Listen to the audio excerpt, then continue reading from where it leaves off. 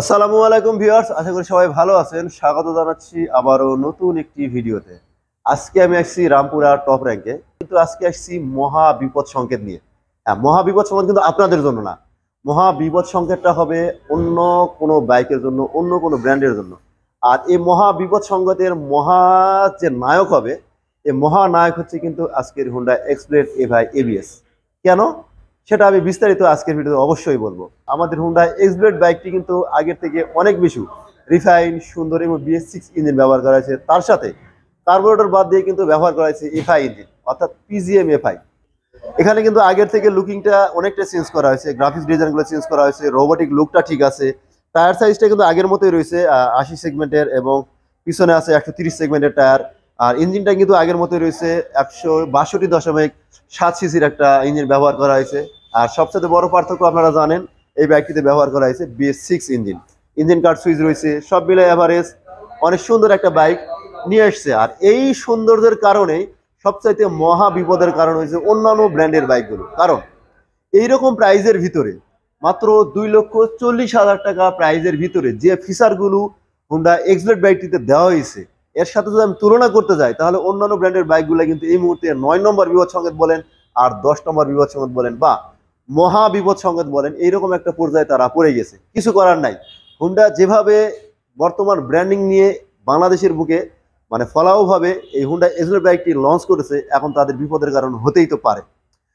Top লেভেলের অন্যান্য যে ব্র্যান্ডগুলো রয়েছে, যেমন ইয়ামাহা বলেন বা আপনার সুজুকি বলেন, অথবা যদি ইন্ডিয়ান যে ব্র্যান্ডগুলো রয়েছে যেমন TVS বলেন বা হিরো বলেন, বাজাজ বলেন, সবগুলো কোম্পানিতে কিন্তু এই সেগমেন্টের অনেকগুলো বাইক রয়ে গেছে। আর চলুন আমরা ওই বাইকগুলো সম্পর্কে আপনার একটু ধারণা দিব, তাহলে ক্লিয়ার হয়ে যাবেন যে আসলে ওই ব্র্যান্ডের বাইকগুলো কিভাবে এই বাইকের কাছে হেরে যাচ্ছে, বা এই বাইকটি নায়ক বলেন বা খলনায়ক বলেন, হুন্ডা এক্সব্লেড এফআই এবিএসটি আগিয়ে থাকতেছে।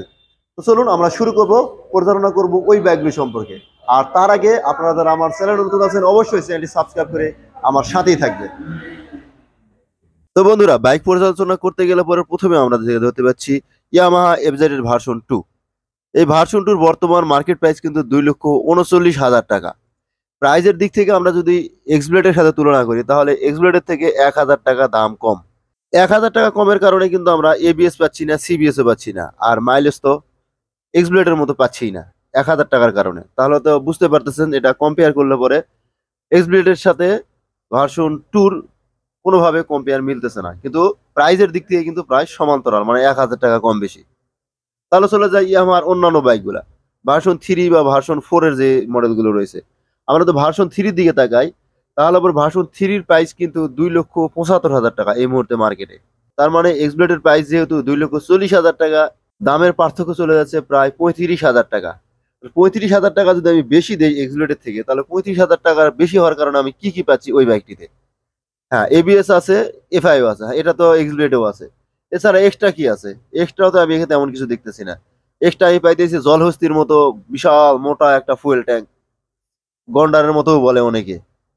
এই মোটা ফুয়েল ট্যাঙ্ক অনেকেরই পছন্দ নয়। আর তাছাড়া এই বাইকটিতে আমরা পাচ্ছি একটু বেশি মোটা টায়ার সাইজটা পাচ্ছি আমরা এই বাইকটিতে, যে কারণে কন্ট্রোলিং গুলো একটু বেশি ভালো হওয়ার সম্ভাবনা বেশি আছে এই বাইকটিতে। এছাড়া আর কোনো কিছু তো আমার চোখে পড়তেছে না। 2,75,000 টাকা যদি বাইকটা ক্রয় করি, 35,000 টাকা বেশি দিয়ে আমি শুধুমাত্র একটু মোটা টায়ার আর মোটা সাসপেনশন দিয়ে সন্তুষ্ট হতে পারতেছি না। আরো কি কি আছে এই বাইকটিতে, এইটা নিয়ে আসলে আমার কাছে সঠিক এই মুহূর্তে মাথায় কাজ করতেছে না। তাই 35,000 টাকা বেশি দিয়ে এই বাইকটা কে নিবে আমি জানি না। আর ভার্সন 4 এর দিকে যদি আমরা দেখি, ইয়ামাহা এফজেড ভার্সন 4, এই বাইকটির বর্তমান প্রাইস হচ্ছে 2,99,500 টাকা। তার মানে আমার দামের পার্থক্য পড়তেছে প্রায় 59,500 টাকা। 59,500 টাকা দিয়ে আমি কি পাচ্ছি এই বাইকটিতে? সেম ভার্সন 3 এর মতোই তো সবকিছু। আর আছে ট্রাকশন কন্ট্রোল, কিন্তু ট্রাকশন কন্ট্রোলের জন্য কি আমি এখানে 59,500 টাকা দেবো? আমার মাথায় কাজ করতেছে না। দর্শক, আপনারাই বুঝে নিন। এরপর আমরা একটু সুজুকির দিকে তাকাই। Suzuki Gixxer FI ABS. Suzuki Gixxer FI ABS বর্তমান প্রাইস হলো 2,80,000 টাকা। 2,80,000 টাকা হলে পরে এক্সব্লেডের সাথে কিন্তু দামের পার্থক্য আসতেছে প্রায় 40,000 টাকা। 40,000 টাকা বেশি দিয়ে আমি কি পাচ্ছি এই বাইকটিতে? এই বাইকটিতে দেখতে মোটামুটি একটু ভালো লাগে, জিম করা বডির মতো আছে, বডিগুলো আছে, চাকাগুলো একটু মোটা আছে। আর এই বাইকটির রেডি পিক আপটা একটু অনেকটা ভালো পাওয়া যায়। তে জিম করা বডি, একটু মোটা চাকা আর রেডি পিক আপ বেশি হওয়ার কারণে কি আমি 40,000 টাকা বেশি দিব? হ্যাঁ, আপনার কাছে টাকা থাকলে আপনি দিতে পারেন, আমার কিছু করার নাই। এরপর আমরা চলে যাব Bajaj Bajaj Pulsar N160 FI ABS. এবিএসটা হচ্ছে dual channel ABS. Pulsar NS160 FI dual channel ABS. এই বাইকটির প্রাইস হচ্ছে বর্তমানে 2,79,500 টাকা। 2,79,500 টাকা যদি প্রাইস হয়ে থাকে, তাহলে এক্স ব্লেডের সাথে এর দামের পার্থক্য হচ্ছে 39,500 টাকা। 39,500 টাকা দিয়ে আমি তাহলে বেশি কি পাচ্ছি এই বাইকটিতে? হোন্ডা এক্স ব্লেডের থেকে এমন কি বেশি আছে এটা আমরা দেখি। হ্যাঁ, এখানে একটু দেখলে আমরা ভালো পাচ্ছি কোনটা সাসপেনশন। N160 সাসপেনশনটা কিন্তু অনেক ভালো, যে কারণে এক্স ব্লেডের থেকে কিন্তু আমরা অনেক বেশি কমফোর্টেবল রাইড করতে পারি। এদিকটা অনেকটা ভালো একটা গুণ আছে, কারণ এক্স ব্লেডের সাসপেনশন গুলো কিন্তু মোটামুটি একটু হার্ড টাইপের হয়। আর এই কারণে পালসার বাইকটা আমরা এগিয়ে থাকতে পারি এই দিক দিয়ে। আর ডুয়েল চ্যানেল এবিএস যেহেতু রয়েছে, আর এক্সপ্লেড বাইতে আছে সিঙ্গেল চ্যানেল এবিএস। আর এই ডুয়েল চ্যানেল হওয়ার কারণে এবিএস এর দিক দিয়ে একটু আগে গেছে এদিকে। আর তাছাড়া এই বাইকটিতে কিন্তু আছে প্রজেকশন হেডলাইট। এক্সপ্লেডে আছে এলইডি হেডলাইট, আর N160 তে আছে প্রজেকশন হেডলাইট। তার এই তিনটা দিক দিয়ে কিন্তু আমরা পালসার N160 বাইকটি এগিয়ে আছে। Suspension good, dual channel ABS, projection headlight. সেই ক্ষেত্রে এখানে 39,500 টাকা, এটা তারপরেও কিন্তু আমার কাছে অনেক বেশি মনে হয়। কারণ এত টাকা বেশি দিয়ে এই বাইকটি ক্রয় করা আমার কাছে খুব বেশি ভালো লাগতেছে না। কারণ হুন্ডা এক্সব্লেড যদি 2,40,000 টাকা হয়, আর সেখানে এখানে 2,79,500 টাকা, মানে 39,500 টাকা আমার কাছে অনেক বেশি মনে হয়ে যাচ্ছে। আচ্ছা ঠিক আছে, আমরা তাহলে এবার চলে যাচ্ছি টিভিএস এ। TVS Apache RTR 4V FI ABS। এই বাইকটির বর্তমান প্রাইস হচ্ছে 2,75,000 টাকা। 2,75,000 টাকা হলে পরে হুন্ডা এক্সব্লেড FI ABS এর থেকে এর দামের পার্থক্য হইতেছে 35,000 টাকা। 35,000 টাকা দামের পার্থক্য যদি হয়ে থাকে, তাহলে পরে 35,000 টাকার জন্য এমন কি বেশি আছে অ্যাপাচি RTR 4V ABS এ? চলেন আমরা দেখি। এখানে আমি তো দেখতেছি FI আছে, ABS আছে, 4 ভালভ আছে। হ্যাঁ, আমি বলতে পারি হুন্ডা এক্সব্লেড FI ABS টা কিন্তু 2 ভালভের, আর এখানে দেওয়া হয়েছে 4 ভালভ। হ্যাঁ, এখানে 4 ভালভ আছে, আর মিটারে দেওয়া আছে এক্স কানেক্ট, আর অ্যাক্সেলেশন অর্থাৎ রেডি পিকআপটা কিন্তু অনেক বেশি আছে। তাহলে 4V আর FI ABS তো আগে থেকে আছে, তাহলে আমরা বেশি ভাগ পাচ্ছি, বেশি পাচ্ছি 4V, মানে দুইটা ভালভ আমরা বেশি পেলাম, এক্স কানেক্ট পেলাম, আর পেলাম রেডি পিকআপ আর অ্যাক্সেলেশনটা আর কি।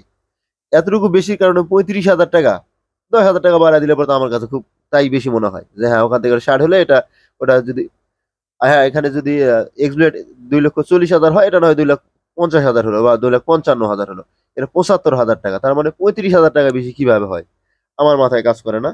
এটা নিয়ে পরে পর্যালোচনা গুলো আমরা জানতে পারবো যে আসলে কি কি এমন বেশি দিচ্ছে এর ভিতরে। চলেন তারপরে বাইকটা আমরা দেখে আসি। এরপরে আমি আপনাদেরকে দেখাবো hero thriller 4V FI ABS।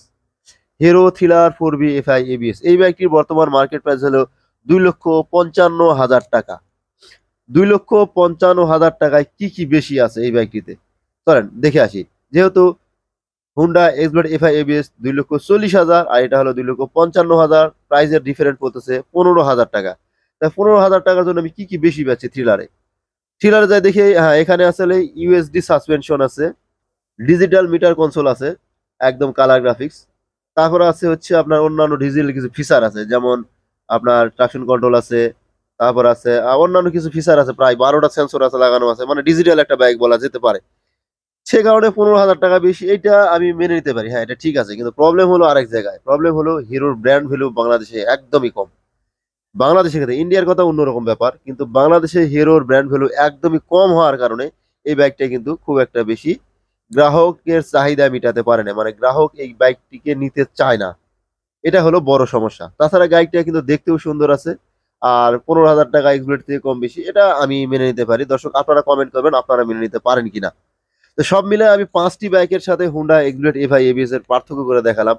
এক একটার মধ্যে এক এক ধরনের দামের পার্থক্য, কিন্তু আমার কাছে মনে হয় না যে দামের পার্থক্যের কারণে এতগুলো ফিচার কম বেশি হতে পারে। হ্যাঁ, ফিচার কম বেশি হতে পারে, ঠিক আছে।